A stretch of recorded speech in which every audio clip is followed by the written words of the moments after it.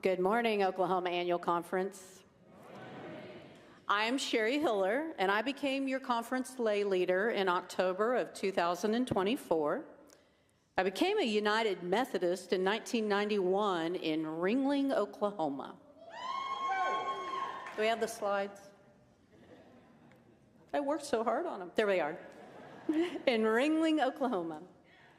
My husband, Jeff, and I were invited to church by our landlord and joined shortly after our first visit. I've been a clergy spouse when my husband was a local licensed pastor for a few years. He served in Healdton, Durant, and Caddo at the time. They had a satellite campus. And lastly, as the Cross Point Camp and Retreat Center on the shores of beautiful Lake Texoma as camp director. I even played the piano at Healdton and occasionally at Caddo. Now, Jeff left Cross Point in 2022, and he and I are now both working at the same engineering consulting firm in Oklahoma City. We are both civil engineers, which is what brought us to Oklahoma right out of college. We currently attend New Hope United Methodist Church in Northwest Oklahoma City. Jeff and I are the very proud parents of 2 children who are both married and 1 grandson. Now, our oldest, John, is an elder serving at Durant, and his wife, Hannah, currently is busy with our 2-year-old grandson. Wait for it. His name is Wesley. Our daughter, Monica, is a 5th grade teacher in a Putnam City elementary school and is the district lay leader for the Central District. And this spring, she married Jeff Hinton, an elder for like 2 more days assigned to Jones United Methodist Church, but will be having his first Sunday at Goodrich United Methodist Church in Norman. Now, I tell you all this because I think it's easier to work with people that you have a relationship with. So now that you know all about me, when you stop me out here in the hall or down in the display area, I can hear your story because you've already heard mine, and we won't have to spend any time on that. Because we do have a lot of work to do together. Now, we have these 5 dreams we started working on last year, and people have been working on them. One of the dreams is new churches for new people. We have the Kaylee community in Oklahoma City, Grace in Claremore, the Tapestry in Owasso, Joybird Assembly in Oklahoma City, and Faith United Methodist Church in Tulsa has started a satellite church in Bixby. Now, on this list today, I would like to tell you a little bit more about the Kaylee store that the Kaylee community does. This store is an open choice food pantry to families in need of food resources. And last spring, their identified director unexpectedly quit. Laity to the rescue. Marty Dugan took over running the store. Now, this was in addition to her holding a full-time job and still having 3 kids to raise at home. At this time, the store has fed over 3,000 people and raised over $15,000. Now, full disclosure, Marty is a clergy spouse as well, and she's our director of lay servant ministry for the Central District. She's the type of person you call when you want something done, but don't call her right now. She's really busy because they're moving the Kaylee community to Piedmont. So let's give all these new church starts and Marty and the Kaylee community a round of applause.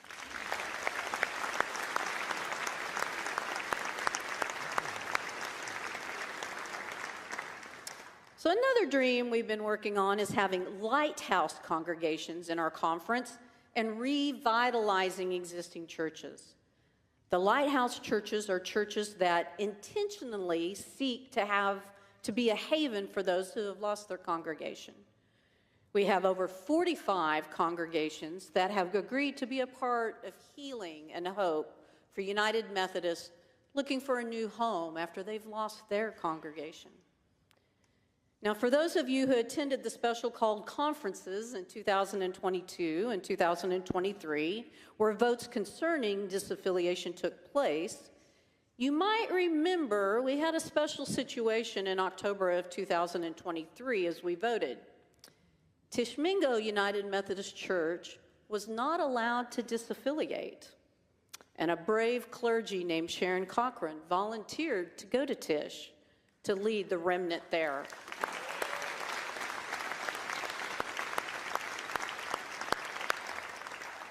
Now, I visited with Sharon a few weeks ago and verified that since she's been there, she has found Laity to partner with to help her with the work of rebuilding the United Methodist presence in this part of southern Oklahoma.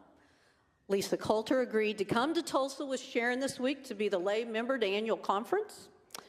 Ron Austin, the lay leader, has the AV working again to help with worship. Tom Loki not only keeps the books for the church finances, he mows the yard at the church. Rick Scavelli stepped up as the trustee chair, and Melissa Lupi agreed to be the board chair of missions. Now, the Tishmingo United Methodist Church is nowhere near where they want to be, but they are working hard, clergy and laity together, to revitalize their church. Thank you all for all your hard work.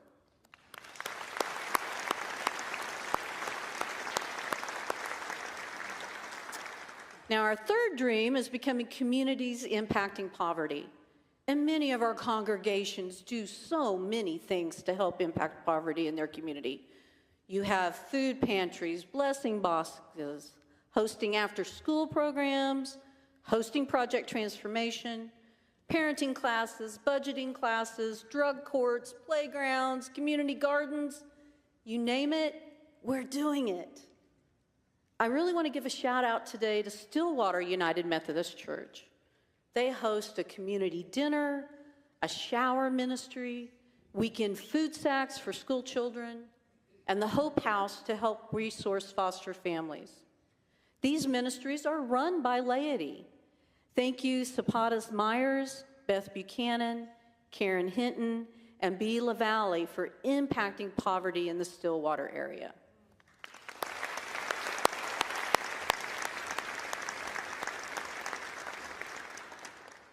Now, another dream of ours is to have healthy clergy in our churches.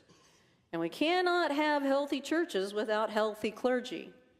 And we don't mean just medically healthy, although that is important, so go get your blood drawn. Now, we also mean mental health. As clergy and laity partner together to create disciples for the transformation of the world, it's important that we take care of each other. Now, many times clergy are very guarded with their congregations and even other clergy about what's really happening in their lives. Anything we as laity can do to encourage our clergy to take their vacations, and summer camp is not a vacation. So all you SPR, hear me. If your clergy has the gifts and talents and graces to work summer camp, they need to do it, but it's not a vacation. Anyway, we need to encourage our clergy to live a healthy lifestyle and get help when they need it. In the North Central District, Vicki Wasson chairs the Spiritual, Emotional, Mental Health Committee. The North Central District has budgeted a total of $79,500 for clergy spiritual, emotional, and mental health. $43,500 for spiritual encouragement of clergy, like retreats, Academy for Spiritual Formation, and $36,000 for the emotional and mental health for North Central District clergy and or laity working in a church or ministry in that district. Now, all of you are going to want to go get appointed there, I can tell already. But thank you so much. I think this is very important work, and thank you.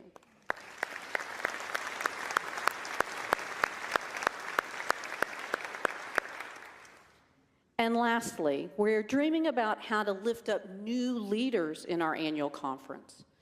Developing leaders happens in many ways, and I'm a firm believer that one of the best ways to develop youth into leaders is to take a bunch of them on a mission trip and see who takes control of the situation, learning those leadership skills as they complete projects with their peers. Now, the Frederick United Methodist Church, under the outstanding leadership of Ann Clayton, has offered Youth Force Worksite for several years now. And Ann, I don't know that she's here today, but thank you so much. Is she here? Ah, love you, Ann. If you don't know Ann Clayton, you should, but she's not only done these things for youth in the southwest part of the state and all of Oklahoma. I think you're a special person in developing our young adult leadership as well in the conference. So thank you so much for all you do. And our lay servant ministry, if you were in the Laity session this morning, my goodness, our lay servant ministry has really taken off since Kristen Harlan has stepped up into the annual conference director's role. She has worked quickly to develop new methods to deliver the required training to be a lay servant, and you'll hear more from her tomorrow in the full session. So thank you, Kristen, for all the work in developing leaders in our annual conference. Yay! As outlined in the Book of Discipline, the conference lay leader is the chair of the Board of Laity, and the Board of Laity has 5 duties to the annual conference.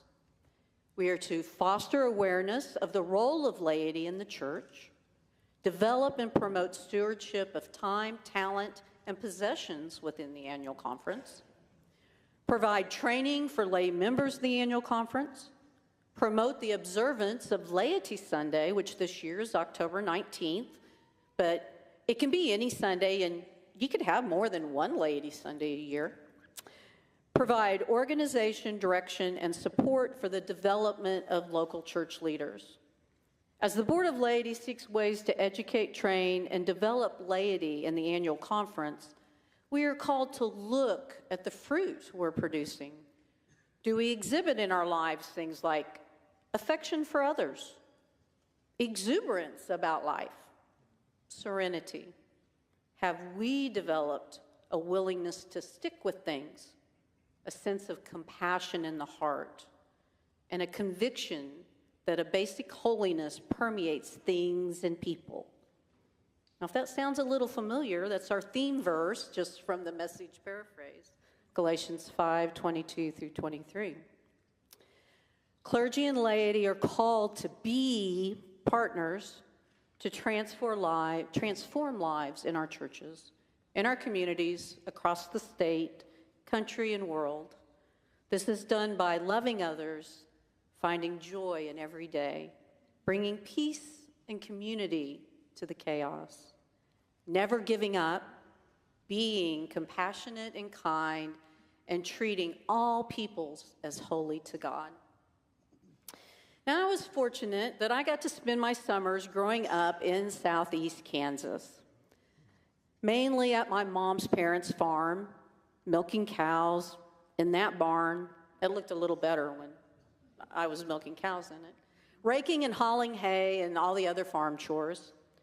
And my dad's mom lived in town, so I would go visit her when I wanted to go swimming in the city pool. And my dad's sister, Aunt Norma, and her husband, Uncle Bill, they lived in a small town fairly close to the farm, so I would spend some time with them too. Uncle Bill taught me how to change oil in the car, and Aunt Norma was one of the people who helped teach me to drive when I was 12 or 13. Times were a lot different back then.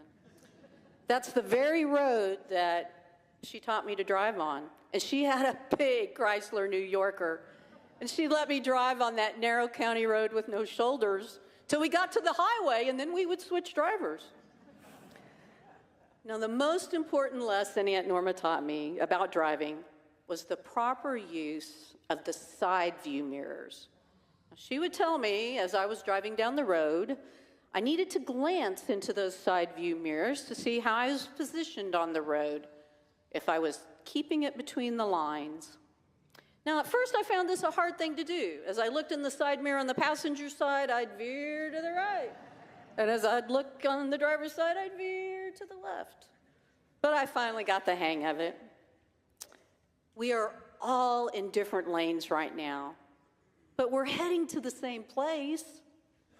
We're heading to the same place, but we're all coming at it from different directions.